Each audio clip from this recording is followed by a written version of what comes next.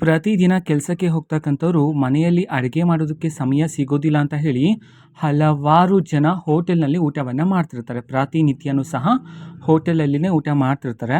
So, ಅವರಿಗೆ ಇದೊಂದು bad news ಅಂತಲೇ ಹೇಳ್ಬೋದಾಗಿರುತ್ತೆ. ಬನ್ನಿ ಅದರ ಬಗ್ಗೆ ಕಂಪ್ಲೀಟಾಗಿ ಇನ್ಫಾರ್ಮೇಷನನ್ನು ಈ ವಿಡಿಯೋದಲ್ಲಿ ನಾವು ತಿಳ್ಕೊತಾ ಹೋಗೋಣ. ವಿಡಿಯೋವನ್ನು ಸ್ಟಾರ್ಟ್ ಮಾಡ್ತೀನಿ. ಅದಕ್ಕಿಂತ ಮೊದಲು ನೀವಿನ್ನೂ ನಮ್ಮ ಚಾನೆಲ್‌ಗೆ ಸಬ್ಸ್ಕ್ರೈಬ್ ಮಾಡದೇ ಇದ್ದರೆ ಈ ಕೂಡಲೇ ಚಾನೆಲ್‌ಗೆ ಸಬ್ಸ್ಕ್ರೈಬ್ ಮಾಡ್ಕೊಳ್ಳಿ ಮತ್ತು ಲೈಕ್ ಮಾಡಿ.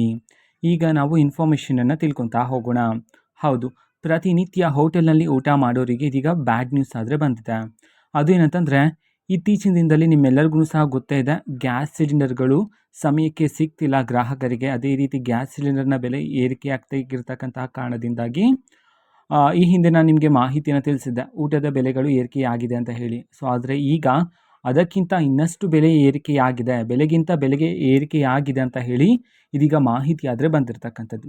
ಹೋಟೆಲ್ ಊಟದ ಬೆಲೆ ಏರಿಕೆಯಾಗಿದೆ. ಇದಕ್ಕೆ ಗ್ಯಾಸ್ ಸಿಲಿಂಡರ್ ಸಮಯಕ್ಕೆ ಸಿಗ್ತಿಲ್ಲ ಅಂತ ಹೇಳಿ ಇದೀಗ ಮಾಹಿತಿಯನ್ನಾದರೂ ತಿಳಿಸಿರ್ತಕ್ಕಂಥದ್ದು. ಓಕೆನಾ? ಸೊ, ಇದು ಇವತ್ತಿನ ಒಂದು ವಿಡಿಯೋ. ಇದೇ ರೀತಿ ಇನ್ನೂ ಹಲವಾರು ಯೋಜನೆಗಳಿಗೆ ಸಂಬಂಧಪಟ್ಟಂತೆ ಮಾಹಿತಿ ಬಂದ ನಂತರ ಆದಷ್ಟು ಬೇಗ ನಾನು ನಿಮಗೆ ಇನ್ಫಾರ್ಮೇಷನನ್ನು ತಿಳಿಸ್ತೀನಿ. ಅದಕ್ಕೋಸ್ಕರ ಚಾನಲ್ಗೆ ಸಬ್ಸ್ಕ್ರೈಬ್ ಮಾಡ್ಕೊಳ್ಳಿ. ಮತ್ತೀಗ ನಾವು ಫೇಸ್ಬುಕ್ಕಲ್ಲೂ ಸಹ ಈಗ ವಿಡಿಯೋಸ್ಗಳನ್ನು ಅಪ್ಲೋಡ್ ಮಾಡ್ತಿದ್ದೀವಿ. ಫೇಸ್ಬುಕ್ ಚಾನಲ್ ಲಿಂಕನ್ನು ಡಿಸ್ಕ್ರಿಪ್ಷನ್ ಬಾಕ್ಸಲ್ಲಿ ಕೊಟ್ಟಿರ್ತೀನಿ. ಕ್ಲಿಕ್ ಮಾಡಿಬಿಟ್ಟು ಫಾಲೋ ಮಾಡಿ. ಓಕೆನಾ? So, thank you. ಬಾಯ್.